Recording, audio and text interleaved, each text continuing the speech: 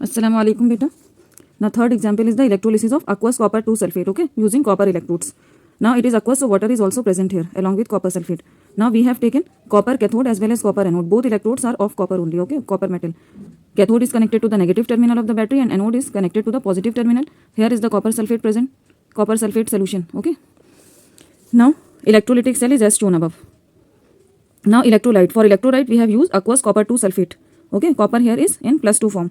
Now electrode we have taken cathode as well as anode, both of copper, and both are active electrode. That is, these electrode take part in the reaction. Anode will be taking part in the reaction, okay. Now temperature, ordinary temperature.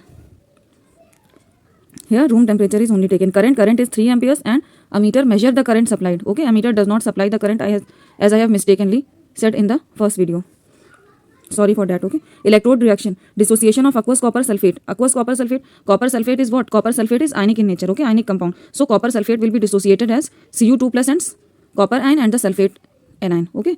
Now water will also ionize as H plus and OH minus, that is hydrogen and hydroxyl ions, okay. Now reaction at the cathode, ions present will be copper, hydrogen, both are cations, and sulfate and hydroxyl are anions, okay. Now reaction at the cathode will be which? Copper. Beta, reaction at the cathode will be copper ions will migrate toward the cathode, okay. Copper cation will migrate toward the cathode, that is negatively charged electrode, and gets discharged by taking 2 electrons from the cathode, okay. Now copper ions are getting converted into copper metal or copper atoms, okay. Product at the cathode will be the copper metal. Since we have seen that copper and hydrogen both cations are present in the solution, but copper ions only are getting discharged. Why? At the cathode. Why? As neutral copper atoms by accepting electrons. Why? Copper is below hydrogen in the electrochemical series, okay.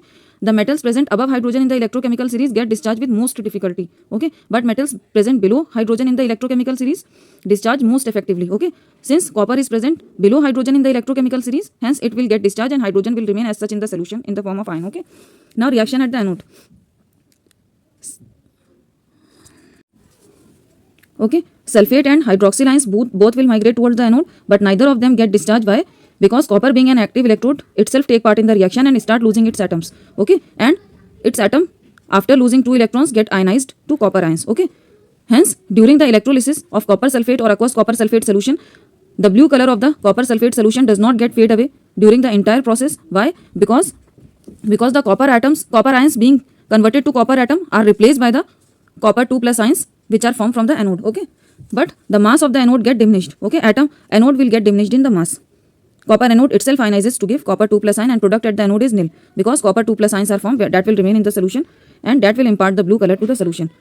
The process of oxidation takes place at the anode and hence it is called the oxidizing electrode, okay. Anode is called the oxidizing electrode as oxidation is taking place here.